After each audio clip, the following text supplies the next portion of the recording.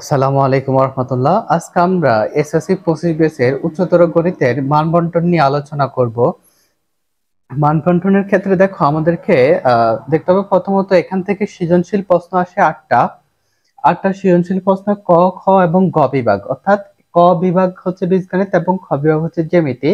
এই দুইটা বিভাগ থেকে তিনটা করে 6টা প্রশ্ন আসবে এবং গ বিভাগ ত্রিকোণমিতীয় সম্ভাবনা থেকে দুইটা প্রশ্ন আসবে। মোট 8টা সিকিউ অর্থাৎ 8টা সৃজনশীল প্রশ্ন আসবে, আমাদেরকে 5টা সৃজনশীল সমাধান করতে হবে। এবার দেখো সৃজনশীল প্রশ্ন আসবে 8টা, 8টা আমাদেরকে সমাধান করতে হবে 5টা। এই 8টা সিকিউ অর্থাৎ 8টা সৃজনশীলের জন্য আমাদেরকে অধ্যায় দেওয়া আছে 14টা। তাহলে সবগুলো অধ্যায় থেকে কি আমাদের সৃজনশীল প্রশ্ন আসবে না। তাহলে যে অধ্যায়গুলো থেকে সৃজনশীল প্রশ্ন আসবে না বা সিকিউ প্রশ্ন আসবে না, সেই অধ্যায়গুলো আমরা সৃজনশীলের জন্য না পড়েও আমরা বাকি অধ্যায়গুলো পড়তে পারি। অর্থাৎ আমাদেরকে ভালো করতে হলে বা 5টা প্রশ্ন সমাধান করতে হলে বা 8টা সৃজনশীলের জন্য আমাদেরকে সবগুলো অধ্যায় পড়ার প্রয়োজন হয় না। অর্থাৎ আমাদের এ প্লাস পাওয়ার জন্য পুরো বই পড়া অর্থাৎ পুরো অধ্যায় পড়ার আমাদের কোনো প্রয়োজন হয় না। সবগুলো অধ্যায় ছাড়াও আমরা অর্ধেক অধ্যায় পড়ে অর্থাৎ যে 14টা পড়া আছে আমরা 7-8টা অধ্যায় পড়েও কিভাবে এ প্লাস পেতে পারি আমরা সেই বিষয়টা নিয়ে আমরা আলোচনা করব। দেখো প্রথম আসি ক বিভাগ। ক বিভাগ হচ্ছে বীজগণিত, বীজগাণিতিক বিভাগ। দেখো আরেকটা কথা বলি, উচ্চতর গণিতের ক্ষেত্রে হচ্ছে বিভাগগুলো থেকে অর্থাৎ যে কোনো বিভাগ থেকে তুমি কম করে একটি করে মোট 5টি প্রশ্নের উত্তর দিতে হবে। মনে করো তুমি যদি চাও এখান থেকে একটি আর এখান থেকে দুটি, এখান থেকে দুটি, সেটাও পারবা। যে কোনো বিভাগ থেকে একটি করে মোট 5টি উত্তর দিতে হবে। তুমি চাইলে তুমি যে অংশে ভালো চাইলে তুমি জ্যামিতিতে একটা দিতে পারো বা জ্যামিতি থেকে দুইটা দিতে পারো, বীজগণিত থেকে একটা বা এখান থেকে একটা বা এখান থেকে তিনটাই দিলা, যে কোনো একটা অংশ থেকে তিনটাই দিলা। তবে এই এখান থেকে একটা এখান থেকে একটা দিয়ে 5টা তুমি মিলাতে পারো। অর্থাৎ যে কোনো অধ্যায় থেকে ন্যূনতম একটা করে তোমাকে দিতে হবে। এবার যে যে অংশে ভালো সে সেই অংশ অনুযায়ী পড়বে। এবার আসি আমরা প্রথমে বীজগাণিতিক বিভাগে আসি। বীজগাণিতিক বিভাগে ক বিভাগ। দেখো এখানে অধ্যায় হচ্ছে সবচেয়ে বেশি, এখানে অধ্যায় আছে 7টা অধ্যায় আছে। বীজগাণিতিক বিভাগে অধ্যায় আছে 7টা। এই 7টা থেকে আমরা প্রশ্ন আসবে 3টা। তাহলে 7টা থেকে যেহেতু 3টা প্রশ্ন আসবে, 3টা সৃজনশীল প্রশ্ন আসবে, আমাদের সবগুলো অধ্যায় কি পড়ার প্রয়োজন হয় না। আমরা প্রথমে কিছু অধ্যায় বাদ দিব, কিছু অধ্যায় বাদ দিব অর্থাৎ যেসব অধ্যায় থেকে সৃজনশীল প্রশ্ন আসবে না সেই সব অধ্যায়গুলো তো আমাদের সৃজনশীলের জন্য পড়ার প্রয়োজন নেই। দেখো পঞ্চম অধ্যায় এবং ষষ্ঠ অধ্যায় সমীকরণ এবং অসমতা। সমীকরণ এবং অসমতা থেকে আমাদের সৃজনশীল প্রশ্ন আসবে না, তাহলে আমরা দুইটা অধ্যায় বাদ দিলাম। এবার আসি আমরা সেট অফ ফাংশন এবং বীজগাণিতিক রাশি। সেট অফ ফাংশন এবং বীজগাণিতিক রাশি দেখো এই দুইটা অধ্যায় সমন্বয় করে বাদ এই দুইটা অধ্যায় থেকে একটা প্রশ্ন আসবে। হতে পারে যে এই দুটো অধ্যায় সমন্বয় করে দিতে পারে, দুটো অধ্যায় মিলে একটা সৃজনশীল প্রশ্ন আসতে পারে। এবার আসি যে অসীম ধারা এবং দ্বিপদী বিস্তৃতি। এই যে দেখো এই দুইটা অধ্যায়, দেখো এই দুইটা অধ্যায় থেকে একটা প্রশ্ন আসবে, এই দুইটা অধ্যায় থেকে একটা প্রশ্ন আসবে এবং এই দুইটা অধ্যায় মোটামুটি সহজ আছে, দ্বিপদী বিস্তৃতি এবং অসীম ধারা। এবার হচ্ছে যারা চাও অর্থাৎ আমরা মান বন্টনটা বলি যে এখান থেকে কোন কোন অধ্যায় থেকে আসতে পারে, এটা যেহেতু আমরা দুইটা অধ্যায় বাদ দিলাম এই দুইটা থেকে একটা অধ্যায় এবং এই তিনটা অধ্যায়ের সাথে একসাথে রাখো, এই তিনটা অধ্যায় থেকে দুইটা প্রশ্ন আসবে। অসীম দ্বারা সূচকীয় লগারিদম ও ফাংশন, তারপর হচ্ছে দ্বিপদী বিস্তৃতি, এই তিনটা অধ্যায় থেকে দুইটা প্রশ্ন আসবে। হতে পারে যে নবম অধ্যায় থেকে আলাদা একটা প্রশ্ন আসতে পারে বা এই দুইটা অধ্যায়টাকে সমন্বয় করে অসীম ধারা বা দ্বিপদী বিস্তৃতি হতে পারে যে কোনো একটা অধ্যায় থেকে আসতে পারে, আবার হতে পারে যে দুটো অধ্যায়কে সমন্বয় করে একটা প্রশ্ন আসতে পারে। তাহলে দেখো বীজগাণিতিক সাইডে আমাদের কোন কোন অংশ আমরা চাইলে যেটা ভালো লাগে সেটা পড়বো। দেখা যাচ্ছে এটা ফাংশন, এটা তো মোটামুটি সহজ আছে, সাধারণ গণিত সেটা ফাংশন আছে, তাহলে তোমার যদি এটা অবশ্যই পড়তে হবে। বীজগাণিতিক রাশি এটা তোমার যেহেতু সাধারণ গণিতে যদি তুমি বীজগণিতে ভালো হয়ে থাকো, এখানে আরো কিছু দুই একটা নিয়ম বাড়তি আছে, এই বাড়তি নিয়মগুলো জানলে তোমার এই অধ্যায়টা হয়ে যাবে। তাহলে এটা কোনোভাবে তুমি স্কিপ করতে পারবে না, এটা পড়তে হবে। অসীম দ্বারা, যেহেতু দ্বারা সম্পর্কে তোমার একটু ধারণা আছে, তারপর হচ্ছে দ্বিপদী বিস্তৃতি, এই অধ্যায়টাও সহজ আছে। এবার আসি সূচকীয় লগারিদমীয় ফাংশন। যদি সাধারণ গণিতে তুমি সূচকটা ভালো বুঝো তাহলে এই অধ্যায়টা করো, ঠিক আছে। যদি যে সাধারণ সুযোগ পারো না, তাহলে এই অধ্যায়টা তোমার জন্য কষ্টকর হয়ে যাবে, এই অধ্যায়টা পড়ার দরকার নাই। তবে এই অধ্যায়টাও কিন্তু গুরুত্বপূর্ণ, এই অধ্যায় থেকে একটা আসার সম্ভাবনাটা বেশি। এখানে 3টা অধ্যায় থেকে 2টা সৃজনশীল প্রশ্ন আসবে। ঠিক আছে, এই অংশটা আমরা বুঝলাম। তারপরে আমরা আসি খ বিভাগ, জ্যামিতি। দেখো, জ্যামিতি থেকে আমাদের প্রশ্ন আসবে 3টা। আমরা চাইলে 1টা 2টা 3টা যেটাই দিতে পারি। এবার আসে এই 3টার জন্য প্রশ্ন অধ্যায় দেওয়া আছে 5টা। 5টার জন্য সবগুলো অধ্যায় থেকে তার প্রশ্ন আসবে না। ওই দেখো, জ্যামিতি এবং জ্যামিতিক অঙ্কন, এই 2টা অধ্যায় দেখো, এই জ্যামিতি এবং জ্যামিতিক অঙ্কন দেখো, 2টা অধ্যায় প্রায় একই রকম। 2টা অধ্যায় প্রায় একই রকম এবং এই 2টা অধ্যায় মিলিয়ে একটা সৃজনশীল প্রশ্ন আসবে। 2টা অধ্যায় মিলিয়ে আসতে পারে, নয়তো যে কোনো জ্যামিতিক অঙ্ক থেকে আসতে পারে। তবে জ্যামিতি এবং জ্যামিতিক অঙ্ক একে অপরের সাথে একটু সম্পর্ক আছে। তো এই 2টা অধ্যায়কে সমন্বয় করে তারা একটা প্রশ্ন দিতে পারে, একটা সৃজনশীল প্রশ্ন দিতে পারে। তারপর আছে স্থানাঙ্ক জ্যামিতি। স্থানাঙ্ক জ্যামিতি থেকে অবশ্যই একটা প্রশ্ন আসবে এবং এই প্রশ্নটা সকল বোর্ডে আসে। এই অধ্যায়টা খুবই গুরুত্বপূর্ণ জ্যামিতি ক্ষেত্রে। যারা জ্যামিতিতে ভালো তারা জ্যামিতি থেকে কমন আসার চেষ্টা করবে। তারপরে সমতলীয় ভেক্টর, এই অধ্যায়টা গুরুত্বপূর্ণ। ঘন জ্যামিতি, ঘন জ্যামিতি খুব বেশি গুরুত্বপূর্ণ না, এই অধ্যায় থেকে তেমন কোনো প্রশ্ন আসে না, খুবই কম। সেই জন্য আমরা এটাকে বাদ দিলাম। অর্থাৎ এটা আমি সিকিউর জন্য করতে পারো, কিন্তু সিকিউর জন্য আমাদের সবগুলো অধ্যায় পড়ার দরকার নেই।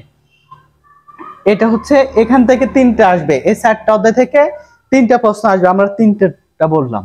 এবার কেউ যদি বলো যে তোমাকে এখানে 2টা অধ্যায় বা একটা অধ্যায় সিলেক্ট করার জন্য যে তুমি এখান থেকে হয়তো একটা দিবা, যেহেতু একটা একটা করে দিতে হবে, তুমি একটা দিবা, তাহলে তোমার জন্য হচ্ছে যে স্থানাঙ্ক জ্যামিতিটা এটা তুমি করবা। এখান থেকে একটা অধ্যায় একটা সৃজনশীল অবশ্যই আসবে।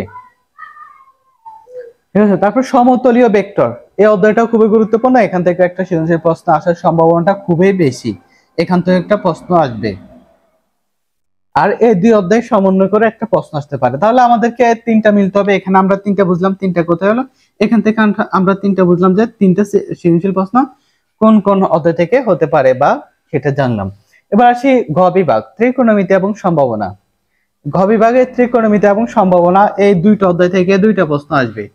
2টা অধ্যায় থেকে 2টা প্রশ্ন আসবে। চাইলে তুমি এখানে 2টা দিতে পারো, এখানে 2টা থেকে 2টা দিতে পারো, বা এখান থেকে একটা, এখান থেকে 2টা, বা এখান থেকে একটা, এখান থেকে 2টা, যেভাবে হোক তোমাকে সর্বনিম্ন একটা করে, 3টা বিভাগ আছে, একটা করে 3টা, আর 2টা তুমি চাইলে একটা বিভাগ থেকে 3টাও দিতে পারো, 2টাও দিতে পারো, যেভাবে তোমার ভালো লাগে, যেভাবে তোমার প্রশ্ন কমন আসে, বা যে যে অংশে ভালো। কেউ দেখা গেছে জ্যামিতিতে ভালো, কেউ দেখা গেছে বীজগাণিতিক সাইডে ভালো। যারা জ্যামিতিক সাইডে ভালো তারা জ্যামিতিটা করবা। এবার আসি যে ত্রিকোণমিতি নিয়ে কথা বলে। ত্রিকোণমিতিটা একটু কঠিন, উচ্চতর গণিতে ত্রিকোণমিতিটা কঠিন। তবে যাদের সাধারণ গণিতে ত্রিকোণমিতি আনসার করার সম্ভাবনা আছে, যেহেতু সাধারণ গণিত ত্রিকোণমিতিটাও খুবই গুরুত্বপূর্ণ, ওই অধ্যায়টা যারা পারো বা যাদের জন্য গুরুত্বপূর্ণ তারা চাইলে ত্রিকোণমিতিটাও সাথে রাখতে পারো, অর্থাৎ ত্রিকোণমিতিটা দেখতে পারো।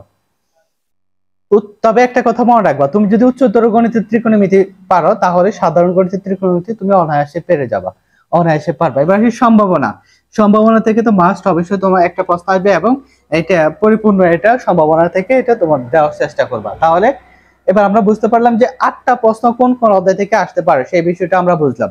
এবার আসো আমরা এ প্লাস পাওয়ার জন্য কি সবগুলো পড়তে হবে, বা এ প্লাস পাওয়ার জন্য কোন কোন অধ্যায়গুলো পড়তে পারি। এবার পাস করার জন্য, বা অনেক আছে যে অন্তত আমরা পাস করব বা ভালো করব, তাদের জন্য বলি। আমরা আগে বলি যে পাস করার জন্য। দেখো, পাস করার জন্য তোমার প্রথম যে অধ্যায়টা সেটা হচ্ছে সম্ভাবনা, তোমাকে এটা দেখতে হবে, এবং সম্ভাবনাটাও ভালো করে দেখতে হবে। অনেকে সম্ভাবনাটাও যে ভালোভাবে পারবে কিনা সেটার একটা সম্ভাবনা আছে। দেখো, সম্ভাবনাটাও ভালোভাবে দেখতে হবে এবং এটা বুঝতে হবে। এটা যদি মাথায় না বুঝো তাহলে এটা সম্ভাবনা তোমার জন্য সমাধান করতে সমস্যা হবে। তাহলে সম্ভাবনা এটা হচ্ছে যাদের পাস করবে তাদের জন্য অধ্যায় সিলেক্ট করি, অধ্যায় হচ্ছে 14তম অধ্যায়, অর্থাৎ পাস করার জন্য যারা পড়বে। তারপর হচ্ছে এই যে সেট ফাংশন বা বীজগাণিতিক রাশি যদি পারো এটা পড়বা, সেট ফাংশন এটা দেখবা। তারপর অসীম ধারা এবং দ্বিপ্রদী বিস্তৃতি, এই দুটো অধ্যায়ও তোমাকে পড়তে হবে, অসীম ধারা এবং দ্বিপ্রদী বিস্তৃতি। তারপর জ্যামিতি থেকে তুমি চাইলে স্থানাঙ্ক জ্যামিতিটা একটু কঠিন আছে, বাট এটা অধ্যায়টা বিশাল বড় চ্যাপ্টার ভিত্তিক। তুমি চাইলে জ্যামিতিক অঙ্কন বা জ্যামিতি দুটো অধ্যায় যদি তুমি সহজ মনে করো, পরিবৃত্ত অন্তর্বৃত্ত বা এগুলার বিভিন্ন বিষয় আছে, যেটা জানলে তোমার এটা হয়ে যাবে। তুমি দেখবা অধ্যায়গুলো আগে দেখবা, সবগুলো অঙ্ক দেখবা এবং সৃজনশীল প্রশ্নগুলো দেখবা কোন কোন কাঠামোতে সৃজনশীল প্রশ্নটা এসেছে। আগে তোমাকে দেখতে হবে তোমার পক্ষে যেটা সহজ মনে হয়। যারা পারে তাদের জন্য সবগুলো অধ্যায় সহজ, কিন্তু তোমার পক্ষে তুমি কোন অধ্যায়টা ভালো বুঝো, তোমার পক্ষে যেটা সহজ হবে তুমি সেই অধ্যায়গুলো করবা।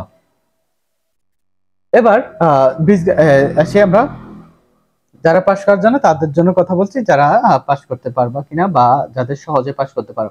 এবার আসি এ প্লাসের জন্য কি সবগুলো যে অধ্যায়গুলো আমরা সিলেক্ট করলাম সবগুলো অধ্যায় পড়তে হবে? না, সবগুলো অধ্যায় সিলেক্ট করতে হবে না। তোমাকে এ প্লাসের জন্য 5টা সৃজনশীল প্রশ্ন সমাধান করতে হবে। এর 5টা চাইলে তুমি 3টে এখান থেকে, একটা এখান থেকে 4টা, আর এখান থেকে একটা 5টা। তো এখান থেকে একটার জন্য তোমাকে সবগুলো অধ্যায় পড়ার প্রয়োজন নাই। তুমি সেট এবং ফাংশন এই দুইটা অধ্যায় পড়লে একটা পাবা, নয়তো অসীম ধারা এবং দ্বিপদী বিস্তৃতি পড়লে একটা পাবা, নয়তো সূচকীয় লগারিদম এই 3টা অধ্যায় পড়লে 2টা পাওয়ার সম্ভাবনাটা আছে। এবার এখানে যদি তুমি চাইলে যে কোনো অধ্যায় পড়বা, বা এই 2টা অধ্যায় পড়লে একটা পাবা, বা এই 4টা অধ্যায় পড়লে 3টা পাবা। তুমি এখান থেকে একটা, এখান থেকে একটা, 4টা, বা এখান থেকে তুমি সবগুলো অধ্যায় পড়লা, এখান থেকে তুমি 2টা অধ্যায় পড়লা, বা একটা অধ্যায় পড়লা, এখান থেকে 2টা অধ্যায় পড়লা। যেভাবে পড়ো তোমাকে দেখতে হবে যেন তুমি 5টা, অর্থাৎ 50 মার্ক, যেহেতু এখানে 5টা প্রশ্ন আনসার করতে হবে। আর এমসিকিউর ক্ষেত্রে একটু ভালো সতর্কতা রাখতে হবে, কারণ উচ্চতর গণিতের এমসিকিউটা একটু কঠিন হয়। সেজন্য তোমাকে এমসিকিউর জন্য সকল অধ্যায়গুলো পড়তে হবে, সকল অধ্যায় টাইপ ভিত্তিক যে এমসিকিউ গুলো আছে এগুলো পড়তে হবে তোমাকে। তাহলে দেখো আমরা কয়টা অধ্যায় পড়বো, বাট যার যে অংশ থেকে ভালো লাগে, কারো জ্যামিতি থেকে পড়তে ভালো লাগবে, কারো বীজগণিত থেকে, যার যে অংশ থেকে পড়তে ভালো লাগে। তবে এখান থেকে যে সিলেক্টেড অধ্যায় হচ্ছে স্থানাঙ্ক জ্যামিতি, সমতলীয় ভেক্টরটাও গুরুত্বপূর্ণ। এই 4টা অধ্যায় থেকে 3টা প্রশ্ন আসবে এই 2টা অধ্যায় থেকে মিলে, এবং এই 2টা অধ্যায় মোটামুটি সহজ আছে, অনেকের জন্য কঠিন বা অনেকের সহজ। তোমাকে বলছি তো তোমার জন্য কি এরকম হবে সেটা তুমি দেখলে বুঝতে পারবা তা তোমার পক্ষে সম্ভব কিনা। অর্থাৎ এবার গ বিভাগে আসি, ত্রিকোণমিতি এবং সম্ভাবনা। সম্ভাবনা তো আছে ত্রিকোণমিতি, বেশিরভাগ ক্ষেত্রে দেখা যায় যে সাধারণ গণিতের ত্রিকোণমিতি তো বাধ্যতামূলক, ওখান থেকে একটা প্রশ্ন দিতে হবে। ত্রিকোণমিতি সাইড থেকে 3টা প্রশ্ন আসবে, ত্রিকোণমিতি এবং পরিমিতি, ত্রিকোণমিতি থেকে 2টা আসবে। যারা সাধারণ গণিতে, যেহেতু তোমার উচ্চতর তোমার সাধারণ গণিত আছে, সাধারণ গণিতের ত্রিকোণমিতি ভালো করতে চাও তারা অবশ্যই ত্রিকোণমিতিটা দেখবা, তাহলে তোমার একই সাথে 2টা অধ্যায় হয়ে যাবে, 2টা বিষয় হয়ে যাবে। তোমার জন্য ত্রিকোণমিতিটা গুরুত্বপূর্ণ। অর্থাৎ এ প্লাসের জন্য ভালো করার জন্য তোমার সবগুলো অধ্যায় পড়ার কোনো প্রয়োজন হয় না, এবং যেসব অধ্যায়গুলো গুরুত্বপূর্ণ না ওইসব অধ্যায়গুলোতে সময় নষ্ট করার কোনো দরকার নেই। এবার সেই এমসিকিউ নেই, এমসিকিউটা খুবই গুরুত্বপূর্ণ। প্র্যাকটিক্যালে তো আমরা বুঝলাম যে প্র্যাকটিক্যালে আমরা 25-এ কিছু পাবো, 25 না পাবো 24-25 পাবো, বা 23-25, কিন্তু এমসিকিউতে আমাদেরকে নিয়মটা জানতে হবে, সকল অধ্যায়ের সাধারণ কিছু নিয়ম জানতে হবে। অধ্যায়ের শুরুতে যে নিয়মগুলো আছে সেগুলো দেখতে হবে, এবং গাইডের টাইপ ভিত্তিক যে এমসিকিউ গুলো আছে কয়েকটা টাইপ দেখলে একটা টাইপের সবগুলো এমসিকিউ দেখার প্রয়োজন হয় না, একটা টাইপের 2-3টা এমসিকিউ দেখলে তুমি ওই নিয়মটা বুঝে যাবে, ওই টাইপটা বুঝে যাবা। তাহলে এভাবে কয়েকটা টাইপ করলে আমাদের এমসিকিউটা হয়ে যাবে। এবার এগুলোর পরে আসলে আমরা কি করব, কিভাবে আমাদের প্রশ্ন বুঝবো যে আমাদের সবগুলো হয়েছে বা আমরা এই প্লাস পাবো? তোমাকে সৃজনশীল প্রশ্ন প্র্যাকটিস করতে হবে। অর্থাৎ যে অধ্যায়গুলোর তোমার সমাধান করা হয়েছে ওই অধ্যায়গুলোর তোমাকে সৃজনশীল প্রশ্ন দেখতে হবে। সৃজনশীল প্যাটার্নটা কি আছে, তুমি কোন বোর্ডের সেই বোর্ড অনুযায়ী দেখতে হবে, বা সেই বোর্ডটা অনেক বেশি গুরুত্বপূর্ণ না। এখন তোমার বোর্ডের কিছু প্রশ্ন দেখতে হবে যে আসলে কি নিয়মে প্রশ্ন আসে, কোন কোন অংশ থেকে প্রশ্ন আসে, সেই বিষয়টা দেখতে হবে। অবশ্যই প্র্যাকটিস করতে হবে তোমাকে সৃজনশীল প্রশ্ন, বিভিন্ন ক্যাডেট কলেজ বা বিভিন্ন প্রাইভেট স্কুলগুলোর তোমার এই বিষয়গুলো দেখতে হবে, যেসব কলেজগুলো গুরুত্বপূর্ণ বা স্কুলগুলো গুরুত্বপূর্ণ সেই সব স্কুলগুলার তোমার এই যে সৃজনশীল প্রশ্ন যেগুলো আছে তোমার টেস্ট পেপার বা সাপ্লিমেন্ট যেটাই বলো, তবে তোমরা চেষ্টা করবা যে টেস্ট পেপার থেকে পড়ার জন্য। কারণ বোর্ড সব সময় লেটেস্ট অনুসরণ করে, অর্থাৎ আধুনিকতা অনুসরণ করে এবং একটা মার্জিত স্ট্যান্ডার্ড প্রশ্ন তৈরি করে, সেই জন্য বোর্ডের প্রশ্নটা একটু কঠিন হয়। সেই জন্য তোমাকে মডেল টেস্ট আছে, তোমরা অবশ্যই মডেল টেস্ট কেনার চেষ্টা করবা। মডেল টেস্ট বের হলে তোমরা মডেল টেস্ট থেকে এগুলো প্র্যাকটিস করার চেষ্টা করবা। যাদের ভালো লাগবে তারা পুরাতন বছর, তোমার গত বছরের যারা মডেল টেস্ট কিনেছে তার থেকে ধার নিতে পারবা, তাদের তো এখন প্রয়োজন নেই, তাদের থেকে নিতে পারো, নিয়ে তোমরা ওই মডেল টেস্টটা পড়লো তোমার হয়ে যাবে, ওখান থেকে তুমি প্র্যাকটিস করলো মোটামুটি হয়ে যাবে। ওখানে তারপর শেষে যে অংশগুলো নতুন বাইর হলে কারো কাছ থেকে তুমি জাস্ট যেগুলো নতুন এসেছে সেগুলো দেখলে তোমার মোটামুটি হয়ে যাবে। মোট কথা হচ্ছে তোমাকে সৃজনশীল প্রশ্নে প্র্যাকটিস করতে হবে, নয়তো কোনোভাবে তোমার ভালো করা এ প্লাস পাওয়া কোনো কিছু সম্ভব না। আর সেই জন্য বলছি যে প্র্যাকটিস করতে হবে, প্র্যাকটিসের কোনো বিকল্প নাই। তো প্র্যাকটিস করার জন্য তোমাকে আগে বিষয়টা বুঝতে হবে। যদি না বুঝে প্র্যাকটিস করো, দেখা যায় প্র্যাকটিস করার সময় তোমার মনোযোগ থাকবে না, বা তোমার জন্য যদি কষ্টকর মনে হয় তোমার পড়ার প্রতি অনীহা জোগাবে। তো এমন কিছু জানতে হবে, অর্থাৎ একটা অধ্যায় ন্যূনতম কিছু জানতে হবে যেন তুমি অন্তত প্র্যাকটিস করতে পারো। তো ঠিক আছে, ধন্যবাদ। আজকের জন্য ভালো থাকবো সবাই, আল্লাহ হাফেজ।